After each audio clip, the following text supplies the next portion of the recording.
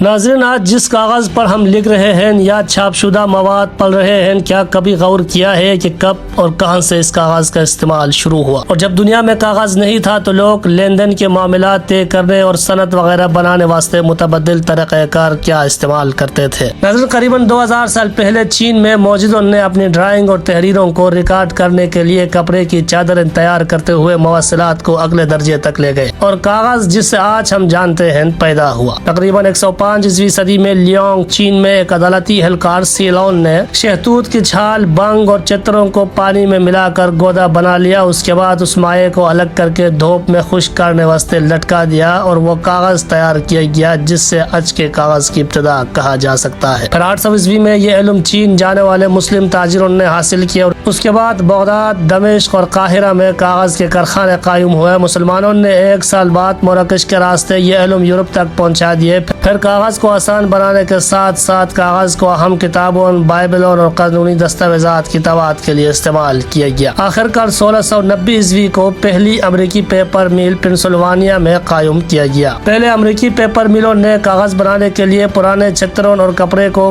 انفرادی ریشوں میں کاٹنے کا چینی طریقہ کار استعمال کیا کرتے تھے، لیکن جیسے جیسے کاغذ کی مانگ میں اضافہ ہوا، ملوں نے درختوں سے فائبر کا استعمال کرنا شروع کر دیا کیونکہ لکڑی کم مہنگی اور کپڑے سے زیادہ وافر مقدار میں موجود تھی۔ آج کاغذ پائیدار طریقے سے منظم جنگلات میں اگائے جانے والے درختوں اور ری سائیکلنگ شدہ کاغذ سے بنایا جاتا ہے۔ ری سائیکلنگ ہمیشہ سے کاغذ سازی کا حصہ رہی ہے۔ جب آپ اپنے استعمال شدہ کاغذ کو ری سائیکلنگ کرتے ہیں تو پیپر مل اس سے نئی نوٹ بک، کاغذ، کاغذی بیگ، گروسری بیگ، کتے کے باکس، لفافے، رسالے، کارٹن، اخبارات وغیرہ اور دیگر کاغذی مصنوعات بنانے کے لیے استعمال کرتے ہیں۔ کہا جاتا ہے کہ کاغذ سے یورپ کا تعارف بغداد کے راستے ہوا تھا، اسی لیے پہلے اسے بغدادیکوس کے نام سے جانا جاتا تھا۔ 19ویں صدی کے صنعتی انقلاب کے بعد کاغذ بنانے کے اخراجات میں حیرت انگیز کمی واقع ہوئی۔ 1844 میں کینیڈا کے موجد چارلس اور جرمنی کے FJ کیلر نے انفرادی طور پر لکڑی کے ریشے سے گودا بنا کر کاغذ بنانے کے عمل کو مزید بہتر کیا۔ آج کاغذ بنانے کی صنعت میں چین دنیا میں پہلے جبکہ امریکہ بدستور دوسرے نمبر پر موجود ہے۔ ایشیا کے پسماندہ علاقوں کی بات کی جائے تو 19ویں صدی کے وسط تک وہاں کاغذ میسر نہیں تھی۔ البتہ انگلستان کی طرف سے کچھ کاغذ کالونیوں کو مہیا کی جاتی تھی جو بمشکل شہروں اور سرکاری دفترات میں پورا ہوتا تھا، مگر پسماندہ علاقوں کے لوگ بدستور سفیدہ کی درخت کی چھال اتار کر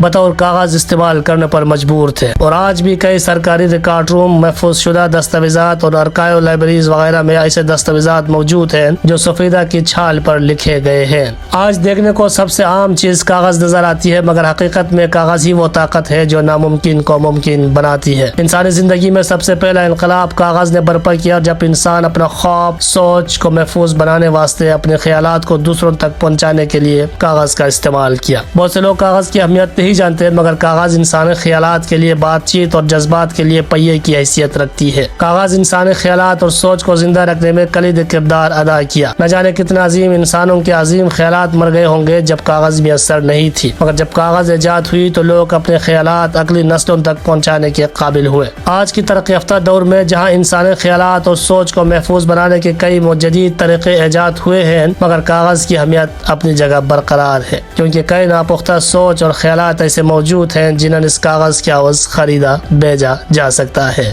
شکریہ۔